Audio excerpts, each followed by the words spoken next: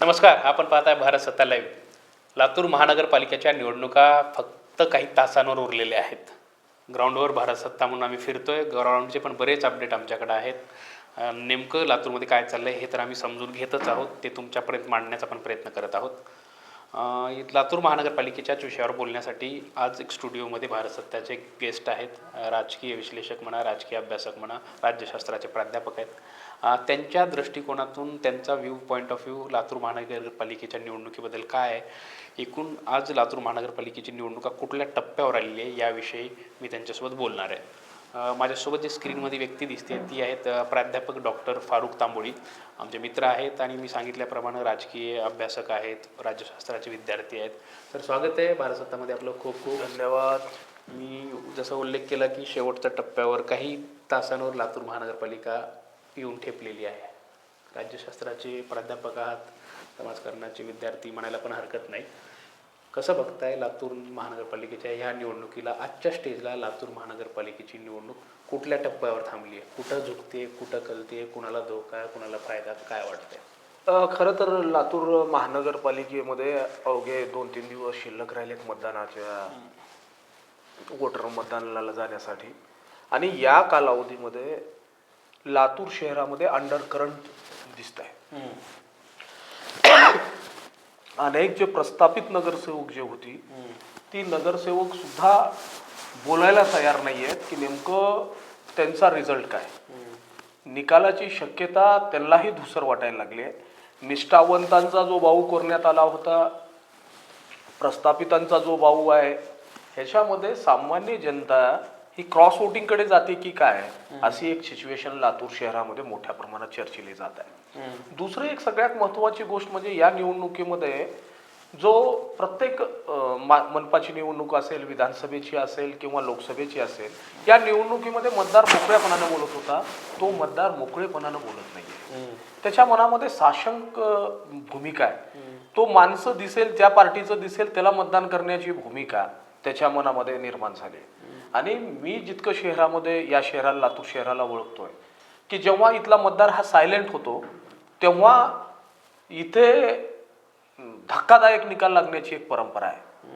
म्हणजे आम्ही सामान्य मतदाराला जेव्हा जेव्हा बोलतं करण्याचा प्रयत्न करतोय तेव्हा तो एकच सांगतोय, सर 2-1-3, 3-2-1, 1-2-4, ही जी आकड्यांची भाषा चालू झाली आहे ही खरं तर खूप मोठी रोमांच स्थितीमध्ये सामना आल्यासारखा वाटतोय की कुणाकडे कळेल आणि कुणाकडे बाजू आहे हे निश्चितपणानं मला तर आज सांगता येणार नाही. आकड्यांची भाषा जी बोलली जाते लोकांकडनं, त्याचा अर्थ राजकीय पक्षांवर लोकांचा विश्वास कमी झाला आहे ह्याचं सुतोवाच आहे का? नेत्यांवर विश्वास कमी झाला आहे. आलटी पलटीचं राजकारण, आज एक नेता इथं, उद्या तिथं, उद्या कुणाची कुणासोबत सहरी होईल, कोण कुणाच्या घरी चहा पिईल, कुणाला ईडीची नोटीस आली तर कोण कुठं गायब होईल, हे सगळ्यांचा मनामध्ये मतदारांच्या संभ्रम निर्माण झाले वाटतंय का? बिलकुल. हा प्रश्न खरं तर काय झालेला आहे की मी कट्टर काँग्रेसी आहे, मी कट्टर भाजपाई आहे, ही म्हणणारी माणसं आज कुठं आहेत? जो कोर वोटर होता काँग्रेसचा, काँग्रेसची दारोमदार कोणाजवळ होती, त्याचा भाजपची दारोमदार कोणाजवळ होती, ही माणसं आता फाकलेली आहे. आणि सगळेजण हे म्हणायला लागलेत, म्हणजे अमित भैयाचा मी कट्टर कार्यकर्ता आहे, संभाजी भैयाचा मी कट्टर कार्यकर्ता आहे, ही म्हणणारी जी लोक होती ती आज दोघंही त्यांच्यासोबत नाही आहेत. म्हणजे भाजपचा निष्ठावंत त्यांनी स्वतंत्र बाजूला गेले. त्याला तुम्ही समजावून सांगितलं, काही केलं तर पाडापाडीचं राजकारणामध्ये तो भाग घेईलच ना. काँग्रेसने ज्याचं तिकीट नाकारलंय ते आज जाऊन म्हणायला लागलेत की हा, मग ते हे जे सगळं जे निष्ठावंत वगैरे जे म्हणतो ना आपण, हे सगळ्या पोकळ कल्पना आहेत. आणि ह्या दोघाही राजकीय पक्ष असतील किंवा तिसरा राष्ट्रवादी पण असेल, या तिन्ही पक्षांना आता MIMचं कुठंतरी बीज रवलं जाईल असंही शक्यता आहे. म्हणजे काही वार्डामध्ये अशी चर्चा आहे की MIMचा माणूस सुद्धा निवडून येऊ शकतो. म्हणजे लातूर आतापर्यंत वैचारिक पातळीवर सशक्त असणारा लातूर आज कुठतरी यांच्या या म्हणजे गटातटाच्या राजकारणामध्ये वैचारिकता ढासळत चालली आहे. आज तुम्ही शक्यता, म्हणजे पत्रकारांना सुद्धा शक्यता लागत नाहीये की शुअरली शीट कुठली आहे. काल परवापर्यंत 5 वेळेचा नगरसेवक जर रात्री भाजपमध्ये जातो, माझे पैसे अडकलेत म्हणून, तर तिथं तुम्ही कशा लढाया बघणार? आणि तिथं काम करणारा जो अनेक वर्षापासून काम करणारा जो कार्यकर्ता आहे की पक्ष मला संधी देईल, तर त्याला संधी नाकारली आहे. तो म्हणतोय पक्षाच्या विरोधात मतदान होऊ द्या. म्हणजे ह्या सगळ्या ह्याच्यामध्ये आणि सगळ्या सोयऱ्यांचं राजकारण मोठ्या प्रमाणात लातूरमध्ये चालत होतं. आता तेही राजकारण बदलायला लागले म्हणून. आणि त्याच्यातला तरुण वर्ग म्हणतोय की निश्चितपणानं तुमची काय भूमिका काय आहे तुमच्या, त्या भूमिका तरुण वर्गाला नसते. तरुण वर्ग म्हणतो की लाठेवर जो स्वार होईल तोच या मनपाच्या पालिकेमध्ये तो जाईल. म्हणून मला असं वाटतं की हे सगळं धुसर होत चाललंय. पण अशी जरी परिस्थिती असली तर सुरुवातीचा जो टप्पा होता निवडणुकीचा, काँग्रेस आणि भाजपमध्ये लढाई होईल असं वाटत होती. नंतर राष्ट्रवादीच्या रूपाने तिसरा पर्याय लातूरकरांना एक समोर यायला लागला होता. तुम्हाला वाटतंय तिसरा पर्याय राहील किंवा लढाईत आज पण दोनच गटांमध्ये आहे?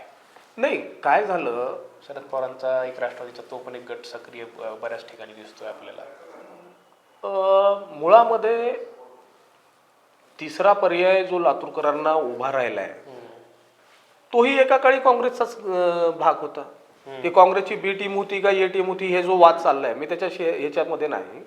परंतु राष्ट्रवादी काँग्रेसनी गेल्या अनेक वर्षापासून ह्या शहराला आंदण दिल्यासारखं होतं.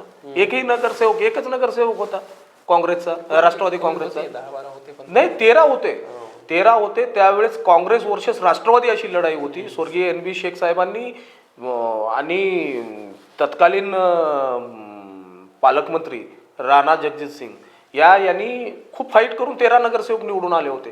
ते 13 नगरसेवकांना सुद्धा त्याच्यातला 1-2 तिकीट दिलं का नाही की हा प्रश्न आहे. आणि दुसरी टीम मकरंद सावे असतील, प्रशांत पाटील असतील, या गटाने नेहमी काँग्रेसच्या बाजूनं त्यांची भूमिका राहिलेली होती आणि त्यांची युती व्हायची आणि इथं त्यांच्या हाताला काही लागायचं नाही. गेल्या निवडणुकीमध्ये मकरंद सावेंचा पराभव झाला आणि राजा मन्यार एकटा निवडून आला. राजा मन्यार एकटा निवडून आल्यानंतर त्यांनी जेव्हा विघटन झालं, म्हणजे दोघं पार्टी फुटली आणि शरद पवार आणि अजित पवार गट हे 2 गट झाले, त्यावेळेस राजा मन्यारने भूमिका घेतली की मी शरद पवार गटामध्ये राहील. आणि त्याचा एक जो प्रभाग आहे राजा मन्यारचा, प्रभाग क्रमांक 9, याच्यामध्ये तो त्याच्या पद्धतीनं फाईट करतोय आणि त्याची शक्यता निवडून येण्याची सुद्धा दाट शक्यता आहे. परंतु त्याचा एकला चलवणार आहे. जे तुम्ही आता अजित पवार गटांची भूमिका म्हणताय, अजित पवार गटामध्ये विक्रांत आल्यानंतर त्याच्यामध्ये नवचैतन्य निर्माण झालेलं आहे. लोक त्यांच्या म्हणजे काम असेल की त्याचा जनसंपर्क असेल की लोकांशी त्यांची असलेली नाळ असेल, परंतु हा आज विक्रांतला प्रभाग क्रमांक 5 मध्येच गुरफडून ठेवण्यामध्ये अमित देशमुख म्हणजे सक्सेस झालेले आहेत. त्यांनी 5 मधून बाहेर पडण्याचा चान्सच ठेवला नाही. ते दारोदारी आज 5 मध्येच फिरतायत. म्हणून मला अशी शक्यता आहे की बाय चान्स मताचं म्हणजे काँग्रेसने दिलेल्या उमेदवाराला आणि भाजपला दिलेल्या उमेदवाराच्या मध्ये जर म्हणजे सरळ लढत झाली तर तिथे एखादी वेळेस चान्स हा अजित पवार गटाला मिळू शकतो आणि तीच संधी शोधण्याचं काम विक्रांत गोजमगुंडे आणि त्यांची सगळी टीम करत आहे. परंतु प्रचार यंत्रणेमध्ये बघा कोण आहेत, म्हणजे तिथेही सुद्धा त्यांनीही सुद्धा असं क्लॅरिटी चित्र नाही. परंतु म्हणजे ह्याचा पराभव झाला तर मी जिंकू शकेन अशा कुरघोड्यावर राजकारण उभं राहू शकत नाही. स्वतःचा वोट बेस आजही राष्ट्रवादीकडे नाही, अजित पवार गटाकडे लातूर शहरामध्ये. तो बनेल का कसा होईल हे येणाऱ्या मनपाच्या निकालाच्या नंतरच लक्षात येईल. तर ते नेत्यांचा उल्लेख झाला की नेत्यांच्या राजकारणावर लोकांना विश्वास राहिला नाहीये का, परंतु आज पण एकीकडे अमित देशमुख स्वतःना प्रेझेंट करताय. फक्त अमित देशमुखांचा चेहरा काँग्रेसच्या कॅम्पेनमध्ये दाखवला जातोय. तर असं पण एक बाजू आता आपल्याला दिसते. नेत्यांवर विश्वास नाही ठेवायचा असं जरी बोललं जात असलं तरी एक म्हणजे फक्त एकच चेहरा घेऊन काँग्रेस कॅम्पेन करते. मग ह्यालावर विश्वास ठेवतील ना तुला असं वाटतंय? उलट भाजपकडं तो तसा एक नेता एक चेहरा अजून भाजपनं कोणाला समोर केला नाही किंवा राष्ट्रवादीनं पण कोणाला समोर केलं नाही. पक्षाच्या प्रमुख जे नेते आहेत राज्याचे त्यांच्यावर त्यांची मदार आहे. कसं आहे माहिती आहे का, देशमुख घराण्यांनी ती 40 वर्षाचं राजकारण लातूरचं देशमुखांना वगळून झालं नाही. देशमुख म्हणतील तोच पर्याय होता, देशमुख म्हणतील तोच उमेदवार होता, देशमुख म्हणतील तोच महापौरावर होता.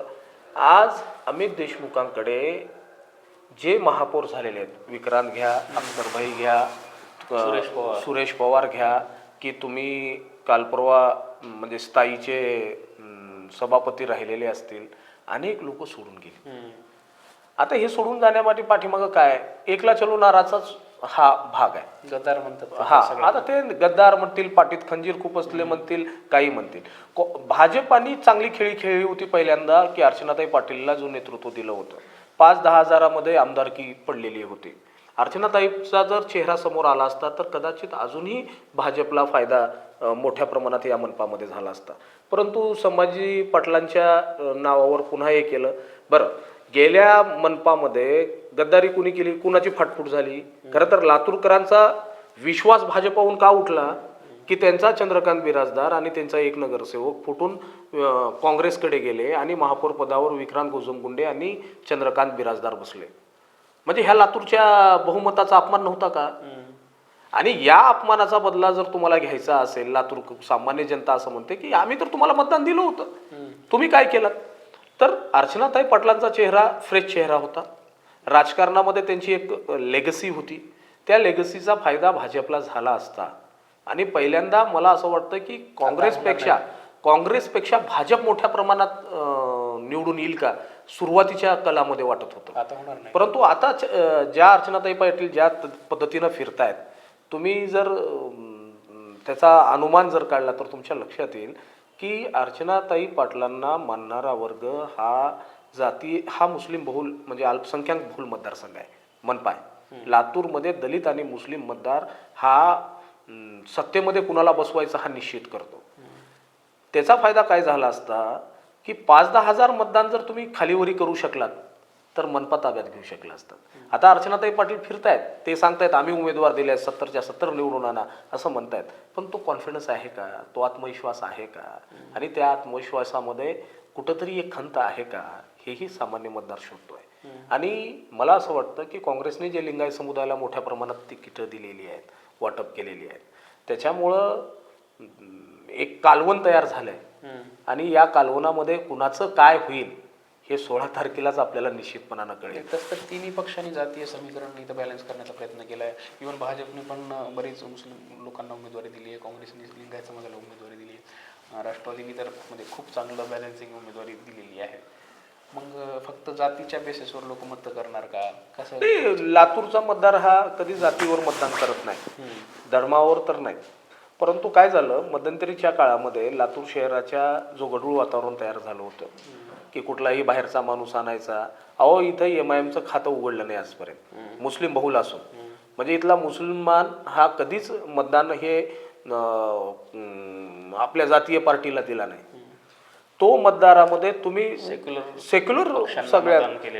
प्राध्यापक डॉक्टर रणसुभे सर एकदा असं म्हणायचे की लातूरचा मुसलमान हा सगळ्यात जास्त तरबेज आहे, आपल्या जातीच्या उमेदवाराला पाडेल तो, आणि सेक्युलर वोट बटेंगे ह्याच्याविषयी तो नेहमी काळजी करतो. आणि हे सगळे सेक्युलर उमेदवार आज तिकडे जाऊन बसले. त्याच्यामुळेच तर कालवण होतंय म्हणतोय ना, की जोपर्यंत आजपर्यंत आमच्या सोबत होते आणि सेक्युलर होते, हे जी गोळाबेरीज आहे, ही गोळाबेरीज मोठ्या प्रमाणात चर्चिली जात आहे. खरं तर काय झालं की दलित त्यांच्याकडे पर्याय नव्हता, मुसलमान त्यांच्याकडे नेतृत्वाचा आजही यावं. प्रस्थापित मुस्लिमांना किती उमेदवारी दिल्या काँग्रेसने आणि भाजपने? दिल्या नाहीत. सामान्य लोकांना उमेदवारी देण्याचा ट्रेंड ह्या मनपामध्ये दिसतो. नाही, काँग्रेसने सामान्य मुस्लिमांना नाही दिला उमेदवार. हा, नाही दिले. मोजकी लोक आहेत सामान्य. काँग्रेसचे मुस्लिम उमेदवार मोठ्या प्रमाणात पैशावारी लोक आहेत. पैसा, हे बघा, आता म्हणजे स्पष्ट सांगायचं म्हणलं तर धनशक्ती शिवाय निवडणुका नाहीत. सगळेच मतदार म्हणजे पक्षीयांना असं बॅलन्स. ठीक आहे, ते झालं. पण भाजपने सामान्य मुस्लिमांना जास्त उमेदवारी दिली असं म्हणायला हरकत नाही. हा, मला असं वाटतंय तिथं की भाजपनं तिथं एक प्लस पॉईंट, भाजपने जे उमेदवार दिलेत तिथं म्हणजे मला त्याचं एक थोडंसं हे वाटतंय की जसं की प्रभाग क्रमांक 9 आहे, प्रभाग क्रमांक 4 आहे, भाजपने पाशा पाटलांच्या मुलाला उमेदवारी दिली, तोही गडगंजच आहे, त्याच्यामध्ये हे नाही. परंतु सामान्य माणसाला उमेदवारी देण्यामध्ये काँग्रेसपेक्षा भाजपने सामान्य मुसलमानाला उमेदवारी दिली म्हणायला काही हरकत नाही. आणि ते निवडणुकीमध्ये काय यश अपयश येईल हा म्हणजे तो निकालाच्या दिवशी कळेल. परंतु ह्याच्यामध्ये प्रस्थापित लोकांना म्हणजे धनशक्तीच्या जोरावर आम्ही निवडणुका जिंकू हा जो ट्रेंड आहे तो ट्रेंड चालवणं हा लोकशाहीसाठी खूप मोठा घातक आहे. कारण लोकशाही जिवंत ठेवायची असेल तर सामान्य माणसाला या प्रक्रियेमध्ये उभं राहता येईल का याची गॅरंटी जेव्हा मिळते तेव्हा सामान्य मतदार म्हणतो की हा माझा आहे, हे माझं पक्ष आहे, मी ह्याच्यासाठी जीवाचं रान केलोय. एक्झॅक्टली. परंतु ते दिसत नाहीये. एक काळ असा होता, संभाजी पाटील निलंगेकरकडे आता ते नेतृत्व आलेलं आहे आणि त्यांचा विषय निघाला म्हणून बोलतो की एक काळ भाजप इथं झिरो होती. तिथपर्यंत भाजपचा प्रवास महापौरपर्यंत आलेला होता, सत्तापर्यंत आले होता आणि पुढचा सगळा राजकीय पटेल आपल्याला माहीतच आहे. परंतु वास्तविकता हे पण आहे की 0 to हिरो भाजप इथं राहिलेली आहे आणि ते नेतृत्व संभाजी पाटील यांच्याकडे निर्विवाद होतं त्यावेळेस. बरोबर आहे. आत्ता तशी परिस्थिती का नाही आहे म्हणतायत मग तुम्ही? तेच सांगतोय ना मी की तुम्हाला 0 पासून 35-36 सीट तुम्ही इथल्या लातूरकरांच्या जनतेने दिली. अहो प्रभाग क्रमांक 1 मध्ये मुस्लिम भाजपचा कॅन्डिडेट निवडून येतो आणि तिथं समोर उभारलेल्या मुस्लिम कॅन्डिडेट पडतो काँग्रेसचा आणि तिथं भाजपचा निवडून येतो आणि तो तहसीलमध्ये साधं काम करणाऱ्या खयूम शेखची बायको निवडून येते. म्हणजे ज्या लातूरकरांनी तुम्हाला 0 पासून हिरो बनवलं, आता तेच प्रश्न विचारायला लागलेत. आम्ही तुम्हाला संधी दिली, तुम्ही संधी गमावली. म्हणून भाजपला याचा फटका बसेल. कारण आणि प्रशासक जे आहे ना, सत्तेत कोण आहे? भाजप आहे. प्रश्न भाजपला जास्त विचारले जातील, काँग्रेसला विचारले जात नाहीत. परंतु एक गोष्ट खरी आहे, शहराची सत्ता कायम काँग्रेसकडे राहिली. तोच प्रश्न हे आहे की आमदार तुमचा, खासदार तुमचा, मग विकासाचं काय? तुम्ही जसं की चर्चा चालू झाल्या की तुम्ही एक पत्र दिलं नाही, कुणाकडे जाऊन भेटला नाही, तुम्ही कुणाशी चर्चा केली नाहीत, आम्ही हे करू, आम्ही ते करू. वास्तवतेमध्ये ते झालेलं नाहीये. त्याच्यामुळं काँग्रेसला दारोदारो फिरावं लागतंय. मी तर असं म्हणेन की काँग्रेसने खरंच जर काम केलं असतं तर आज काँग्रेसचे उमेदवार घरी बसून निवडून आले असते. परंतु काही जे उमेदवार तुम्ही म्हणल्यासारखं तसे काही लोक जे फाटके लोक असतात, रस्त्यावर काम करणारी लोक असतात, पैसा नसतो, ही लोक मनपामध्ये जास्त प्रमाणात दिसून येतील असा अंडर करंट सांगताय. अच्छा, म्हणजे अंडर करंट काय म्हणतंय की हे करंट कुणाचा बल्ब पेटवणार, हे बल्ब कुणाचा पेटवणार हे येणारा काळच सांगेल. कारण काय, सामान्य लोकांना हे कळून चुकलंय की आम्ही प्रस्थापितांच्या विरोधात आहोत. तो प्रस्थापित कोण? प्रस्थापित कोण हा प्रश्न शिल्लक आहे. प्रस्थापित काँग्रेसमधला प्रस्थापित का भाजपमधला प्रस्थापित? ही लढाई प्रस्थापिताविरुद्ध सामान्य जनता अशी लढाई आहे. होते अशी लढाई. आणि तुम्ही बघा, तिकीट काँग्रेसने जे तिकीट दिलेले आहेत, चांगल्या चांगल्या लोकांना घरी बसवलं काँग्रेसने. जे 4-4, 5-5 ट्रम नगरसेवक होतं त्यांना घरी बसून तिकीट कापले. का कापले? कामाचे नसतील म्हणून कापलं असेल. कामाचे नसतील म्हणून कापलं का हे प्रस्थापित आहेत? निगेटिव्हिटी. मग त्या अनुषंगाने मग आमदार बदलायची वेळ येईल. लातूरकरांनी आमदार बदलण्यासाठीच कौल दिला होता ना. खरा चर्चा 5-10 हजारानं अमित देशमुख निवडून आले, हे मी अमित देशमुखांचा विजय मानत नाही. मी अमित देशमुखांचा हा विजय मानत नाही. 5-10 हजारांना नाही, अमित देशमुखांनी इथं कमीत कमी 50-60 हजाराच्या लीडनं अमित देशमुखांना निवडून देणारी लोक, लाखाच्या मताने निवडून देणारी लोक, जेव्हा संघर्षाची बाजू येतो, अमित देशमुखांना काम करण्याची संधी लातूरकरांनी ही दिलेली आहे शेवटची. ही संधी त्यांनी जर गमावली, अमित देशमुखांनी सामान्य लोकांना, आपल्या आजूबाजूच्या लोकांना तपासण्याची वेळ आली आहे. अमित देशमुखांनी ज्यांना मोठं चेकमेट करणे, ज्यांना मोठं केलं ते सोडून गेले. सामान्य जनता अमित देशमुखच्या सोबत आजही आहे. परंतु अमित देशमुखांनी जसं विलासरावने, त्यांना सामान्य जनतेसोबत राहायचंय का नाही हाच प्रश्न मोठ्या प्रमाणात. आणि त्यांच्या आजूबाजूला जे लोक आहेत कोण आहेत? विलासरावांच्या बाजूला प्राध्यापक होते, डॉक्टर्स होते, इंजिनियर्स होते, साहित्यिक होते. ही लोक विलासराव देशमुखांना सांगायची, लोकनेते असं नाही म्हणत, त्यांनी सामान्य विचारायचे काय प्रश्न आहेत तुमचे. ही प्रश्न अमित देशमुख ते म्हणजे एक या पद्धतीनं चाललंय की आदेश टाईप, अशानं निवडणुका जिंकता बी येत नाहीत आणि अशानं सामान्य लोकांमध्ये घर बी करता येत नाही. परंतु माझं असं हे आहे की लातूरकरांनी जे विधानसभेला केलं, अमित देशमुखांना सांगितलं की तुम्ही रस्त्यावर उतरा. हा तो क्लिअर संदेश होता की आम्ही तुमच्याला हे फक्त लेगसीमुळे तुम्हाला आम्ही निवडून दिलंय, आता स्वतःची लेगसी तयार करण्याची संधी अमित देशमुखांना आहे. आता आपण बरंच वरच्या राजकारणावर बोललो, थोडंसं ग्राउंडवर आपण थोडंसं बोलूयात. राजकारणाच्या बऱ्याच चर्चा सुरू आहेत. बाहेरची नेते येतात, इथली नेते येतात, इमोशनल बोललं जातं, एकमेकांवर टीका टिप्पणी केली जाते, राष्ट्रीय मुद्दे मोठ्या प्रमाणात हायलाईट केले जातात. पण ह्या सगळ्या गोदारोळामध्ये पक्षांतर असेल, फोडाफोडी असेल, पक्ष फोडणं असेल, या सगळ्या गदारोळामध्ये सामान्य माणसांचे प्रश्न, सामान्य लातूरकरांचे प्रश्न बायपास होतात दिसत आहेत. ह्याच्याकडे कसं टॅकल केलं पाहिजे? सामान्य माणसाचे प्रश्न तितक्या मध्यम प्रमाणात अधोरेखित होत नाहीत. माध्यम म्हणून पण आम्ही ते कमी पडतोय, समाजकारणी म्हणून अनेक समाज कार्यकर्ते पण कमी पडत आहेत, राजकारण्यांचं तर फार काय झालं हे आपण सगळे जाणतोच आहे. अशा परिस्थितीत ह्या शहराचं भलं होईल असा विचार करणारी माणसं किंवा असा विचार येणार आहे का नाही, कसं वाटतंय तुम्हाला? आता खरं तर हा प्रश्न खूप म्हणजे सुंदर प्रश्न आहे, चांगला प्रश्न आहे. प्रत्येक निवडणूक ही भावनेवर निवडून येता येत नाही आणि प्रत्येक पक्ष हा त्याला भावनिक करण्याचाच प्रश्न करतो.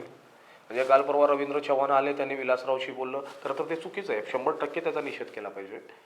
परंतु त्याच ह्याच्यावर किती दिवस तुम्ही जगूया स्वप्ने साहेबांची म्हणणार आहात आणि किती दिवस देवेंद्र भाऊ करणार आहेत म्हणणार आहेत भाजपवाले. म्हणजे हे प्रश्न आहेत हो. आता लातूरच्या पाण्याचा प्रश्न संभाजी पाटील म्हणाले की मी 100 दिवसात नाही दिलं, तो मी ज्या पदावर असेल त्या पदाचा राजीनामा दिला नाही. 1000 दिवस झाले. 1000 दिवस का, आता ते म्हणता येईल 2000 दिवस झाले, त्यांनी राजीनामा दिला नाही. अमित देशमुख साहेबांना भैयांनी जर सामान्य लोकांच्या जवळ 3 का 2 ह्याच्यात तर मी वाचले बघा, उजनीचं पाणी आणू, लांबोटीला भरपूर पाणी आहे, ते लांबोटीचं पाणी लातूरला आणू आणि 24 तास तुमच्या नळाच्या तुट्ट्या दुरुस्त करा, शांघाय करा. हे जे प्रश्न आहेत ना, हे सामान्य लोकांना म्हणजे मूर्खात काढणारे प्रश्न आहेत. आणि मला असं वाटतं की पाण्याचा प्रश्न तसाच आहे, लातूरच्या कचऱ्याचा प्रश्न तसाच आहे. लातूरचे रस्ते तुम्ही खोलून ठेवलेत, 4-4, 5-5 फुटाचे पाईप घातलेत मध्ये, त्याच्यातून ती निघेल का ड्रेनेज सिस्टीममध्ये? आमच्या खोरीगल्लीमध्ये एक ड्रेनेज केलंय, वरून पाणी यायला चालू झालं होतं. म्हणजे प्रश्न ते तिथंच आहेत आणि नेते फक्त भावनिक करून काहीतरी त्याला बायपास, तुम्ही जसा म्हणालात ना, आज ट्रॅफिकचा किती प्रश्न आहे लातूरमध्ये. गुन्हेगारी वाढली शहरातली गुन्हेगारी असं आहे की 3 दिवसानंतर एक मर्डर आणि एक चोरी आहे आणि त्याच्यावर कुणाचंच लक्ष नाही. ट्युशन एरियामध्ये आज सामान्यांच्या मुलं जे म्हणजे शैक्षणिक पंढरी म्हणून लातूरला जी ओळखली जाते, त्या पंढरीचा काय झालंय, आम्ही बिहार करून ठेवलाय काय लातूरचा, असा प्रश्न निर्माण झालाय सामान्य माणसाला. आणि ह्याच्यावर दोन्ही नेत्याकडे काही उत्तर नाही आहेत. म्हणजे आता हे जे पहिलं जे महापौर जाऊन आता दुसरा जो गट आहे, त्यांच्याकडेही काही उत्तर नाही आहे त्याचे की आम्ही याला सुधारणा करू. एक पोलीस चौकी तिथं उभं करू शकले नाहीत. त्या ट्युशन एरियामध्ये रक्तबंबाळ झालेली लोक आहेत, तिथं मर्डर्स झाली आहेत, चालू आहेत, ड्रग्स चालू आहेत, तिथं अनेक प्रश्न उभे राहिले आहेत आणि ह्याच्यावर कुणीही बोलायला तयार नाही. भावनेचं राजकारण करायचं, निवडून यायचं आणि पुन्हा सत्तेची मलाई खायचं, ह्याच्यामध्येच राजकीय नेते मशगूल आहेत आणि सामान्य जनतेचे प्रश्न तसंच्या तसे आवासून उभे आहेत. मतदार म्हणून सामान्य लोकांनी मग काय करायचं? दगडापेक्षा वीट म्हणून मारून घ्यायची का? पण मारून घ्यायची तर किती दिवस घ्यायची?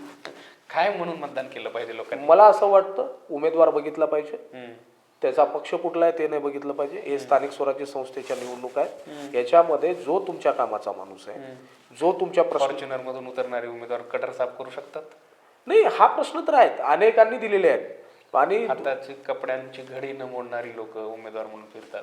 हा नाही, ते तर हे बघा, आता राजकीय पक्षांना पैसेवाला उमेदवार नसला तर ते मतदानच करू शकत नाही, म्हणजे त्यांना तिकीटच देऊ शकत नाही. एक अपक्षांची मुलाखत बघत होतो, तो म्हणला की मला जनतेचे प्रश्न सोडवायचे आहेत आणि तो परेशान आहे. म्हणजे काय झालेलं आहे की सामान्य लोकांना उमेदवारी देण्यामध्ये राजकीय पक्ष कमी पडत आहे. कार्यकर्ता हा नेता बनवायचं नाही हे फिक्स झालेलं आहे. आणि जे नेते बनलेले म्हणजे जे मोठे लोक आहेत, धंदाणगे लोक आहेत, त्यांना सत्तेचा मलाई खाण्यासाठी सामान्य मतदारांनी पर्यायाचा खर्च पण गोरगरिबांना परवडणार नाही राहिला ना आता. मग ते निवडणुका खर्च का वाढतोय? म्हणजे इथं सामान्य जनतेचे जे चाललंय की एवढे दिले पाहिजेत, तेवढे दिले पाहिजेत तरच आम्ही मतदान करू, ही जी ट्रेंड चालू झालाय, महाराष्ट्रभर ट्रेंड आहे तो, लातूरमध्येच आहे असं नाही. म्हणजे पैसा द्यायचा, ओतायचा, कॅपिटलिझमच्या निवडणुका झाल्या डेमोक्रेसीमध्ये. म्हणजे पैसा ओतायचा आणि पैसा काढायचा. 5-5 हजार कोटीची मालक खासदारकीसाठी उभारले, तसं 50-50 कोटीची माणसं नगरसेवकाला उभारले. मग त्याने ते पैसा ओतायचा आणि पैसा काढायचा, विकास गेला खड्ड्यात, हा जी भूमिका आहे, ह्या भूमिकेला चेकआउट करणारी मी तमाम लातूरकरांना हेच आव्हान करतोय की सामान्य कार्यकर्त्यांना निवडून द्या. जो तुमच्या कामाचा आहे, तो तुमच्या विकासाची भाषा करेल, जे तुमच्या रस्त्याचे प्रश्न सोडवेल, जो तुमच्या पाण्याचे 8-8 दिवसाला पाणी यायचं आहे. काय करणार सामान्य जनता? रात्री 11 वाजता पाणी सोडतायत. आम्ही झोपायचं का पाणी भरायचं? आणि समजा अंधारात जाताना लाईट म्हणजे मोटर लावताना करंट लागला, एखादी महिला दगावली, तर ह्याला सोयीसुद्धा काय काय या राजकीय पक्षाच्या जे स्वतःचा चेहरा समोर म्हणत आहे नाहीये. म्हणून माझं असं मत आहे की तुमचे प्रश्न की खरं तर या दोन्ही नेत्यांना म्हणजे तिन्ही नेत्यांना आता यांना सामान्य जनतेच्या प्रश्नाशी काही देणं घेणं नाही. अशापेक्षा मला असं वाटतं नेत्यांना बाजूला सारूया, सामान्य लोकांना तुम्ही मनपात पाठवा. त्यांना पैशाला कमी असेल, परंतु तो कामाचा माणूस आहे. कामाचा माणूस हा मनपामध्ये गेला तर तो सामान्य माणसाला मदत करू शकेल. तुम्ही आजही जाऊन बघा, काही प्रभागामध्ये ज्यांनी काम केलंय ते आजही म्हणायला लागलेत हे बिनविरोध निवडून येऊ शकतो. म्हणजे सामान्य माणूस 2-4 माणसं आहेत. तशा माणसाला आज काय गरज आहे पैसे खर्च करायची? त्याच्याकडे पैसे पण नाही आहेत, पण लगा म्हणायला लागलेत की नाही याला निवडून देऊया. म्हणून अजूनही सामान्य मतदारांनी आपली पातळी ओलांडली नाही, पण नेत्यांनी पातळी ओलांडली आहे. लातूरच्या राजकारणामध्ये सगळ्यात जास्त नेत्यांनी पातळ्या ओलांडल्यात. सामान्य जनता अजून आहे तिथं आहे. मला त्यांनाच सांगायचं आहे की सामान्य माणसाला तुम्ही निवडून द्या, त्याला मनपामध्ये पाठवा, तो तुमचा विकास करू शकेल, तरच लोकशाही या देशामध्ये चांगल्या पद्धतीने नांदू शकेल. शेवटचा प्रश्न घेतो. आपण जिथं बसलो तुमचा पण प्रभाग आहे, काय या प्रभागाचं चित्र आहे? तुमच्याकडे सगळी म्हणजे अशी भारी भारी लोक निवडणुकीला थांबलीत पैशा पाण्याने वगैरे. लातूर प्रभाग क्रमांक 9 मध्ये जो मी जिथं राहतोय, या 9 मध्ये मला असं वाटतं की इथंही आकड्याचा खेळ मोठ्या प्रमाणात सुरू आहे. 1, 2, 3, 4 असं चाललंय. उमेदवार 4 म्हणतायत, लोक म्हणतात 1, 2, 3. म्हणजे सामान्य इथं क्रॉस वोटिंग. उमेदवार पण म्हणतात आमच्या आम्हाला द्या. हा, कुणी कानात बोलतोय, कुणी चर्चेत बोलतोय, परंतु सर्व लोकांच्या समोर जेव्हा चर्चेला जातं तेव्हा इथं म्हणलं जातं की माझं माझं बघा. त्यावेळेस सामान्य जनतेनं तय केलंय, परंतु इथंही सुद्धा गेल्या वेळेस जसं 1 वर्ष 3 झालं होतं, ह्यावेळेस सुद्धा तशीच सिच्युएशन आहे की निश्चितपणानं कुठलाच इथला राजकीय पक्ष असं सांगू शकणार नाही की माझे 4ही उमेदवार निवडून येते. इथंही 1, 2, 3 असाच खेळ, आकड्यांचा खेळ होईल आणि जे गेल्या वेळेस झाला होता तसाच खेळ इथंही तसाच होईल. इथं ट्रेंड म्हणजे मी सामान्य आणि मी सुद्धा मतदार असल्यामुळं माझ्याही लक्षात आलेलं आहे की इथं आकड्याचा खेळ होणार आहे. मागचे 2 नगरसेवक जे होते काँग्रेसने, त्यांना बदललं, त्यांच्याबद्दल बराच रोष होता. अनेक मुद्द्यांवर सामान्य इथला मतदार त्यांच्याबद्दल नाराज होता. आत्ता जी नवीन माणसं आली त्यांच्याकडनं तो प्रश्न सुटतील का? विशेषतः मुस्लिम बॉईज हॉस्टेलचा जो मुद्दा आहे, मोठ्या प्रमाणात चर्चेत गेला होता तुमच्या प्रभागातला. तो मुस्लिम मौलाना आझाद शैक्षणिक संकुलाचं जे प्रश्न निर्माण झाला होता, खरं तर त्याच्यामध्ये एवढं काही जास्तीचं नव्हतं. मुस्लिम समाजानं दिलेली, दान केलेली जमीन, मुस्लिम समाजाच्या पोरासाठी शैक्षणिक संकुल उभा राहिलं असतं तर लातूरमध्ये काँग्रेसला ती खूप मोठी संधी होती. काँग्रेस त्याचं बेनिफिट घेऊ शकलं असतं, परंतु आमच्या वॉर्डामध्ये काही नगरसेवकांनी त्याला विरोध केला म्हणून काँग्रेसच्याच अशी चर्चा चालू झाली. आणि ती चर्चा चालू झाल्यानंतर सामान्य मतदारांनी सुद्धा, ज्यांनी जमीन दिली होती त्यांनी निवेदन दिलं की इथं आम्हाला ते पाहिजे. कायमखानी परिवारांनी ती जमीन नगर परिषदला दान दिली होती त्याच्यासाठी की इथं शाळा उभी राहावी. ती शाळा बंद पडली तिथली. ती शाळा चालू करण्यासाठी कोणी प्रयत्न केला नाही, ती शाळा बंद पडली. त्या शाळेच्या जागेवर जर मौलाना आझाद शैक्षणिक संकुल उभा राहिलं असतं तर लातूरमध्ये एक मोठ्या प्रमाणात काँग्रेसला हे सांगता आलं असतं की आम्ही प्रभाग 9 मध्ये हे उभं केलंय. परंतु तत्कालीन नगरसेवकांनी त्यांनीच निवेदनं तयार केली, त्यांनीच त्याला जनतेसमोर प्रशासनाला ह्याच्यामध्ये काढलं आणि आपलं राजकीय पूर्ण वजन वापरून ते थांबवलं. प्रशासन तयार आहे द्यायला. जी श्रीकांत तत्कालीन जे जिल्हाधिकारी होते आणि मनपाचे आयुक्त पण होते, त्यांनी 2-3दा माणसं पाठवली आणि ते रखडलं गेलं. का रखडलं गेलं आजही चर्चा आहे. काही लोक हायकोर्टात गेली त्याला, आणि मला असं वाटतं की ती जर उभं राहिलं असतं तर काँग्रेसला सांगायला चान्स राहिला असता की आम्ही तुमच्यासाठी हे केलंय. काँग्रेस तर अल्पसंख्याक आणि विशेषतः मुस्लिमांची हितोशी म्हणून वावरत असते. मग काँग्रेसच्याच लोकांनी मुसलमानांचं शैक्षणिक संकुल का नाही होऊ दिलो? मग तेच सांगतोय ना, त्याच्यामुळं त्याच्याबद्दल इतकं नेतृत्व अनभिज्ञ होतं का? मला- नेतृत्वाचा होकार होता याला. मला हेच कळत नाहीये की अमित देशमुखांनी त्या एका सामान्य नगरसेवकाच्या बाजूनं उभं राहावं की मुसलमानांच्या जे तुम्हाला 70 वर्षापासून काँग्रेसला मतदान करताय त्या लोकांच्या बाजूनं उभं राहावं, हे नेतृत्वाला कळायला पाहिजे होतं. आणि तिथं विरोध झाल्यामुळं तो विरोध आजही प्रभागात चर्चेचा विरोध आहे. आज प्रभागामध्ये तीच चर्चा आहे की त्याच्यामुळंच कदाचित प्रस्थापित नगरसेवकांचं तिकीट कापलं गेलं असेल. त्याच पक्षाच्या नगरसेवकांना परत संधी देणार का? ती जनता ठरवेल. आणि जनतेमध्ये चर्चा चालू आहे की आपण काय करायचं. त्याच व्यक्तीच्या नेतृत्वाखालील उमेदवारांना संधी मिळेल का? नाही ना, आज मी म्हणूच म्हणलं ना, आकड्यांचा खेळ चालू आहे. आज जे आकड्यांचा खेळ मी जे म्हणतोय ना, आज इथं काँग्रेस दावा करू शकली असते आम्ही 4ही नगरसेवक निवडून आणू. दावा करू शकत नाहीत खुलेआम. तुम्हालाही अनेक चर्चा ऐकू येत असतील. आम्ही तर इथंच फिरत असतो. हा, तुम्हाला लक्षात आलं असेल की आकड्यामध्ये चाललंय 1 2 3 4 2 2 2 3 1 2 1 हे काय चाललंय. म्हणजे हा इथला रियाज कॉलनी असेल, खोरी गल्ली असेल, आयशा कॉलनी असेल, मित्रनगरचा भाग असेल, ह्या भागामध्ये काँग्रेसला भरभरून प्रेम करणारी माणसं आहे. परंतु हे प्रेम नेत्याला घेता आलं नाही. जर ते शैक्षणिक संकुल उभं राहिलं असतं, जसं गर्ल्स हॉस्टेल उभं राहिलं, तसं जर बॉईज हॉस्टेल इथं उभं राहिलं असतं तर कदाचित काँग्रेसला इतकं फिरायची गरज लागली. का उभं राहिलं नाही? ते काय वाटतं? मेजर कारण काय? मेजर कारण हेच आहे की अहमपणा. नको ते इथं जातीय हे होईल, तणाव होईल. अरे मुस्लिम बहुल अल्पसंख्याक बहुल शहर असताना कधी जातीय दंगे झाले नाहीत, कधी कुण्याही. हॉस्टेलमुळे तणाव का बरं होणार? ते त्या निवेदनामध्ये आहे. मी ते निवेदन जेव्हा वाचले ना, त्याच्यामध्ये असं लिहिलं गेलंय की आम्हाला त्रास होईल इथं. मी म्हणतो हा त्रास तुम्हाला का होईल? अरे शिकायला आलेली मुलं शिक्षण घेतील आणि समाजाचं नाव रोशन करतील. तुम्हाला ते नको आहे का? शिकण्याचा त्रास आहे का? हा, मग मला तेच कळलं नाही की त्याला विरोध का झाला. खरं तर त्याचं भूमिपूजन हे केंद्रीय म्हणजे जे काँग्रेसचं जे राष्ट्रीय अल्पसंख्याकाचे जे काँग्रेसमधले जे सेल आहे त्याच्या अध्यक्षांनी येऊन उद्घाटन केलं पाहिजे होतं आणि मेसेज दिला पाहिजे होता की आम्ही अल्पसंख्याक समाजाच्या शिक्षणाच्या उन्नतीसाठी हे उभं केलंय आणि याच्यातून तुम्ही शिक्षण घेऊन मोठे व्हा, तुम्हाला संधी उपलब्ध करून देतोय.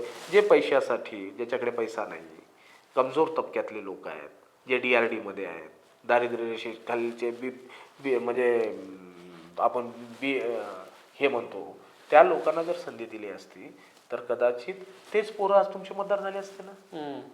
ते म्हणले असते आम्ही तुम्ही संधी उभी केली आहे त्या संधीचं सोनं करणार. लातूर शहरामध्ये UPSCचं केंद्र नाही, MPSCचं केंद्र नाही, मनपाचे स्वतःचे दवाखाने नाहीत. मनपाचे एक सिटी बसचा उगाच भाऊ करून महिलांना संधी दिली.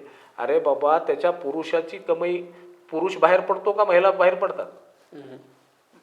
म्हणजे प्रश्नच माहित नाही त्यांना. हवेमध्ये चाललंय हे सामान्य मतदारांना कळून चुकलंय. म्हणून मी तेच सांगतोय की तुम्ही पायाभूत सुविधा इन्फ्रास्ट्रक्चर उभा न करता हवेमध्ये हे ज्या गोष्टी करताय त्याच्यापेक्षा पायाभूत सुविधा उभ्या जर केल्या असत्या तर तुम्हाला मतं दारोदारी जाऊन मागण्याची गरज पडली नसते. तुम्हाला लोक स्वतःहून म्हणले असते. आपण जी चर्चा केली की काही प्रभागात त्या उमेदवाराला मतदान मागायची गरज नाही, बाय दिल्यासारखा दिलाय, जनता म्हणते की नाही हे निवडून येणार, खुलेआम म्हणतात ना. तसं का म्हणत नाहीत बाकीच्या म्हणजे 60-65 सीटवर का म्हणत नाहीत? हिने कामच केले नाहीत. त्याच्यामुळं मला असं वाटतं की यावेळेस सुद्धा फ्रेश, चांगल्या चेहऱ्याच्या आणि त्याची कुवत वार्डामध्ये काम खेचून आणण्याची आणि तो सामान्य लोकांना ॲक्सेस किती लवकर होऊ शकतो. मोठमोठ्या बिल्डिंगमधल्या माणसांना घरं बंगले आहेत, त्यांच्यामध्ये जातात कुत्रे 2 असतात समोर, कसं जायचं हो? त्याच्यामुळं ज्याचं घर रस्त्यावर आहे, ज्याची लोक रस्त्यावर आहेत, अशा रस्त्यावरल्या उमेदवाराला निवडून द्यावं अशीच मी विनंती करतो. आणि ज्याला असं वाटतं की सामान्यांना तो अवेलेबल असू शकेल त्या मतदाराला मतदान करावं. धन्यवाद सर. बऱ्याच चर्चा झाल्या. फक्त आपण लातूर महानगरपालिका निवडणुकीबद्दल बोलणार होतो. अनेक राजकीय विषय त्याच्यामुळं निघालेच पाहिजेत विषय, राज्यकर्त्यांना प्रश्न विचारले पाहिजेत, राज्यकर्त्यांच्या विरोधात बोललंच पाहिजे. दोन्ही नेतृत्वाचं यश अपयश आपल्या सगळ्यांच्या डोळ्यांसमोर आहे. अनेक वर्षापासून काँग्रेस इथे एक हाती सत्ता होती, तरी प्रश्न अनेक आहेत. 2.5 वर्षात भाजप सत्तेत आली, त्यांनी पण काय केलं ह्याची पण उत्तरं लातूरकरांच्या समोरच आहेत. भूलथापांना बळी न पडता योग्य उमेदवारांना मतदान करा असं आव्हान या निमित्ताने सरांनी केलेलं आहे. भारत सत्ताचं पण तेच आव्हान असणार आहे. तुमच्यासाठी अवेलेबल असणाऱ्या, तुमच्या वेळेला, तुमच्या कामाला उपलब्ध असणाऱ्या माणसांना संधी द्या. त्याची उत्पन्नाची साधनं तपासा. 2 नंबरची कामधंदे करणारी माणसं, व्याजबट्ट्याची कामधंदे करणारी माणसं महानगरपालिकेत जातील, तुमचं प्रतिनिधित्व करतील, त्यांच्याकडनं न्यायाची अपेक्षा करणं म्हणजे स्वतःलाच फसवण्यासारखं आहे. भारत सत्ताला लाईक, शेअर आणि सबस्क्राईब करायला विसरू नका. धन्यवाद.